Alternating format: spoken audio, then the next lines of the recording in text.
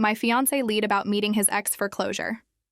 When I confronted him, he called me insecure, then asked if she could come to the wedding. I, 28F, have been with my fiancé, Tom, 30M, for 3 years. He and his ex, Sarah, were together for 6 years before we met, and she's been a shadow hanging over us the entire time. At first I understood. They shared a lot of history, and breakups can be tough, but we're supposed to be each other's future now.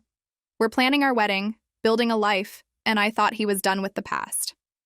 A month ago, Tom got a random message from Sarah asking for closure.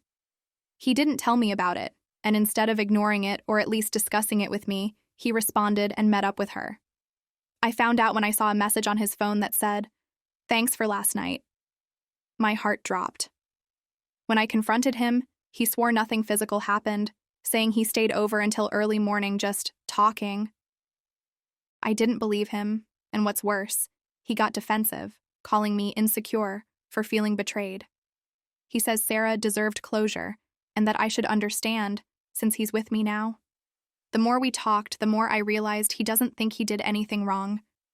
I tried to explain how hurtful it was that he hid this, especially when he didn't need to. But he made me feel like I was the problem for being jealous of a friendship. But here's the kicker. Tom then had the audacity to tell me that this needed to happen so he could truly move on. He even suggested Sarah should come to the wedding as a friend to show everyone there's no bad blood. I was stunned. How could he think it's appropriate to invite his ex to our wedding, someone he apparently still feels the need to support? I've since called off the wedding, saying I need time to think, but my family and friends are split. Half say I should be able to trust him if he says nothing happened, and others think I'm totally justified. Meanwhile, Tom's been telling our friends that I'm controlling and making a big deal out of nothing, and now I'm second-guessing myself. Ita for putting my foot down? Or am I overreacting to something that really was innocent? Update 1. After I called off the wedding, everything felt like it was spiraling, and Tom's reaction made it worse. Instead of understanding where I was coming from, he started to act like I was the one being irrational. He even tried to flip it around on me, telling our mutual friends that I was overreacting and jealous. The way he talked, you'd think I had some vendetta against Sarah, which couldn't be further from the truth. I barely even knew her. But Tom had this way of framing things, and he made it seem like my problem was really about her, not him. Like somehow my hurt was just me being possessive, and not about him actually betraying my trust. But here's where things got really weird. A few days after the wedding was called off, Tom started bringing up Sarah even more. I'd thought the whole point of that closure meeting was for him to, well, get closure, right? But it felt like he was doing the opposite. He told me he was feeling guilty because he'd hurt Sarah too by cutting things off so abruptly, and that it wasn't fair to either of them not to have some kind of real farewell. It honestly blew my mind that he thought I would be okay with him giving her more of his time and energy. The irony is he didn't seem concerned about closure with me. Here I was, the one he was supposed to be marrying, yet he was bending over backward to give her peace of mind, not me. He was still trying to meet Sarah's needs, still more worried about not upsetting her than about the impact it was having on me. Then, just when I thought things couldn't get more absurd, he told me he planned to meet up with her again. This time, he framed it like it was for my benefit, saying, "Look, I think if I meet with her again, I can get everything sorted out and close this chapter once and for all." He didn't seem to notice the irony, or maybe he just didn't care that this closure he was chasing was now tearing us apart. I told him flat out that I didn't want him to meet up with her again, that if he really cared about our relationship, he'd respect that boundary. He responded by saying I was being unreasonable, that he needed to do this to make things right for everyone involved, as if him seeing his ex was somehow noble or something. So he met with her again, and I could barely look at him when he came back.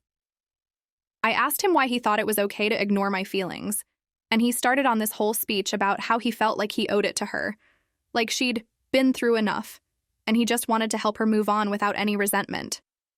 But then he let something slip, something he probably didn't even realize was hurtful, until he saw my face. He said, "I need to make sure there's no bad blood, so if she ever comes to the wedding, there won't be any tension." He still wanted her at our wedding, like this whole thing was no big deal, like I was supposed to welcome her with open arms just because he'd tied up loose ends. At that moment, it was clear to me that Tom just didn't get it. I asked him point blank if he thought it was more important to keep her happy than it was to make me feel secure in our relationship. His answer? "You're being dramatic. Sarah and I go way back, and just because you don't understand it doesn't mean it's wrong." I was stunned. He actually said that to my face, like my feelings were just an inconvenience he had to deal with. It was like he had already made up his mind that Sarah was a permanent fixture, and that I was the one who'd have to adjust to fit into his life, not the other way around. At this point, I was starting to wonder if I even knew who Tom really was. The way he prioritized her over me was painful enough, but his complete dismissal of my feelings and boundaries was a wake-up call. I realized that for him, I'd always come second to whatever sense of loyalty he felt towards Sarah. I started to wonder if he even knew what loyalty in a committed relationship was supposed to look like. Then, just as I was trying to process all this, he dropped another bombshell. He said he'd been thinking about asking Sarah to be a part of the wedding, like as a guest or even as part of the ceremony somehow. He wanted her to do a reading or something, because, and I quote, "It would mean a lot to me to show everyone we can all be friends." I couldn't believe my ears. Not only was he inviting her, but he was giving her a role in our wedding, like she was family or something. It was like he had no awareness of how that might make me feel. I honestly started to feel like I was the outsider in my own relationship. When I told him how hurtful this was, he doubled down, saying he couldn't control how I felt and that it was my choice to feel threatened. He said, "If you're so insecure that Sarah's presence bothers you, maybe that's something you need to work on." That's when I realized he wasn't just oblivious. He was willfully ignoring how hurtful he was being because it was easier for him to pin it all on my jealousy than to actually take responsibility for anything. He was so focused on trying to keep Sarah close that he couldn't see how he was pushing me away. It was like he'd put her needs above mine, without even questioning it. In the days that followed, things only got worse. I couldn't talk to him without him accusing me of being obsessed with Sarah and saying that I needed to let go of whatever insecurities I had if I wanted to move forward with him. The irony wasn't lost on me. Here he was, supposedly meeting with his ex for closure, yet he was the one unable to let go of her. And the more I tried to express my feelings, the more he'd make me feel like I was the one with the problem, like this whole mess was somehow my fault. It got to the point where he'd ignore me entirely whenever I brought it up, dismissing my concerns with a wave of his hand, saying things like, "I've already explained myself, what more do you want?" Eventually, I decided that I needed some space.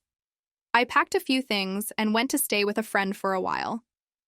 When I told him I was leaving, his reaction wasn't what I expected. He didn't try to stop me or apologize.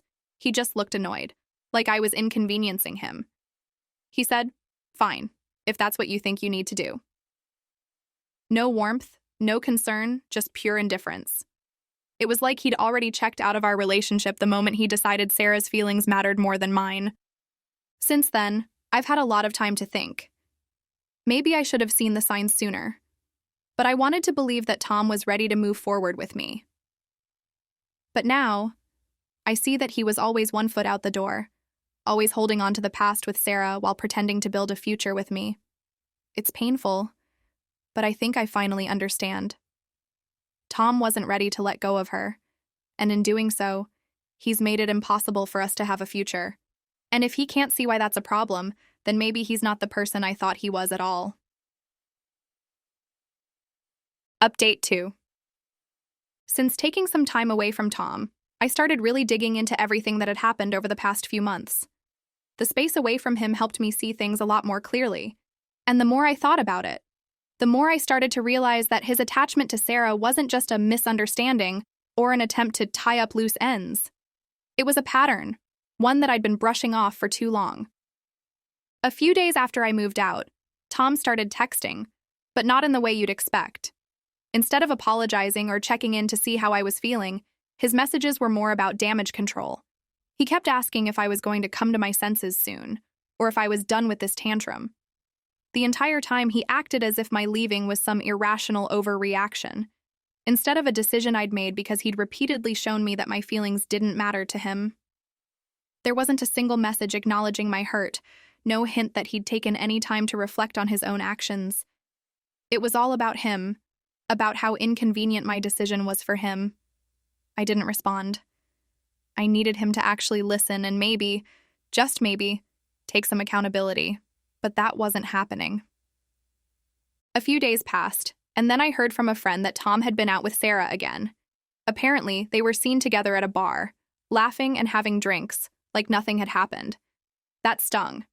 Here I was, wrestling with my emotions, trying to figure out if I'd made the right choice, and meanwhile, he was just out with her, like our relationship hadn't meant anything. I guess that was the moment I really knew I couldn't go back, no matter how much I wanted to hold on to the future we'd planned.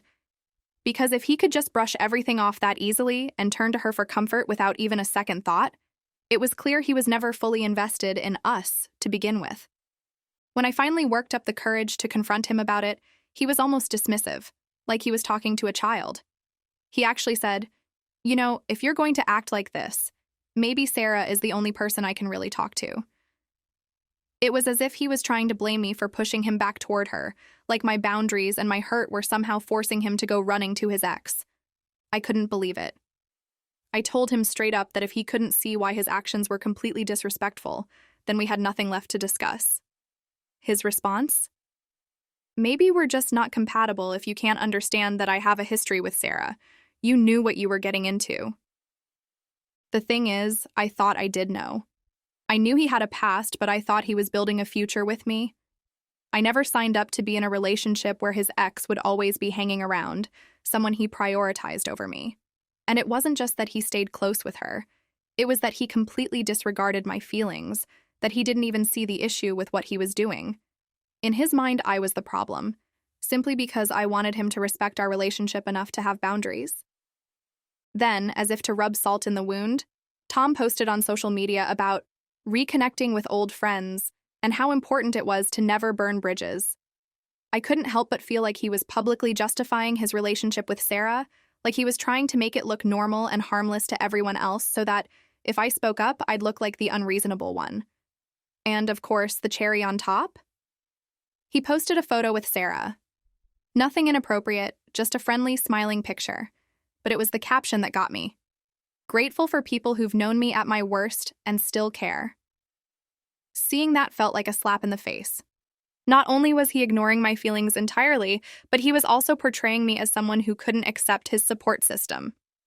I finally decided to block him on social media because seeing those posts was just too much. But I left his number unblocked because I figured he might eventually realize what he'd done and try to reach out with some real apology. Then one night, I got a long text from him that started out with, "I'm sorry if you're hurt, but..." And it just went downhill from there.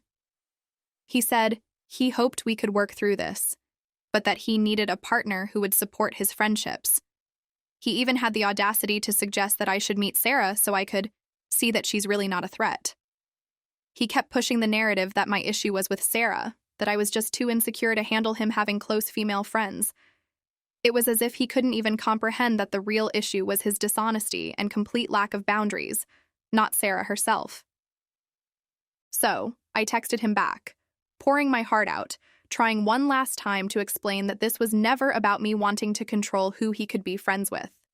It was about trust, about honesty, about the fact that he had repeatedly chosen to prioritize her over me and then tried to gaslight me into thinking I was being irrational.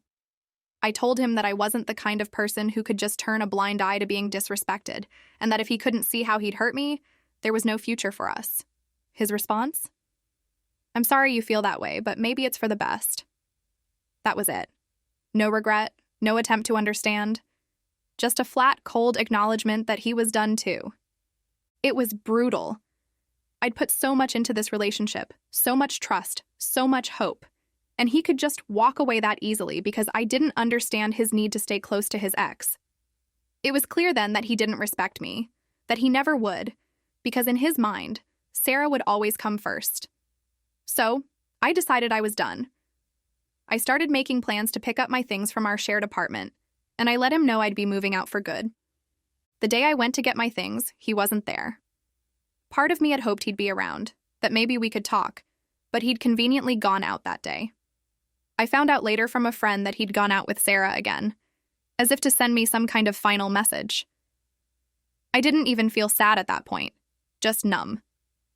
I packed up everything that was mine, left my key on the counter, and walked out of that apartment without looking back. Over the next few days, I felt waves of emotions, but mostly I felt relieved. It was like a weight had been lifted, and I hadn't even realized how heavy it was until I put it down.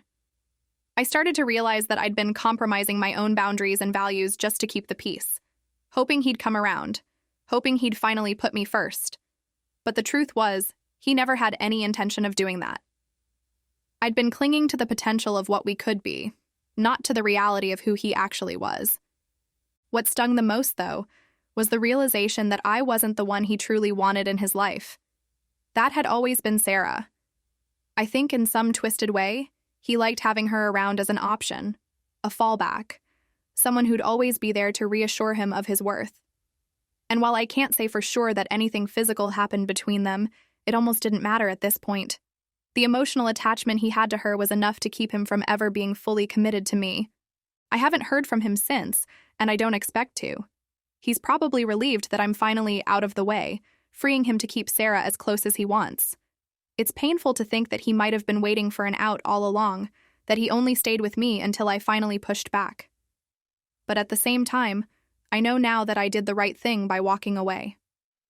I deserve someone who won't make me feel like I'm competing for a place in his life, someone who'll choose me, wholeheartedly and without hesitation. It's still raw, and there are days when I question if I did the right thing. But deep down, I know this breakup was necessary. Tom wanted to keep Sarah in his life, even at the cost of our relationship, and I couldn't live with that kind of constant disrespect. Now, I'm focusing on healing and learning to trust my own instincts again, because if this experience has taught me anything, it's that boundaries aren't just requests. They're essential. I can only hope that one day he'll look back and realize what he lost, but by then, I know I'll have moved on to someone who truly values me for who I am.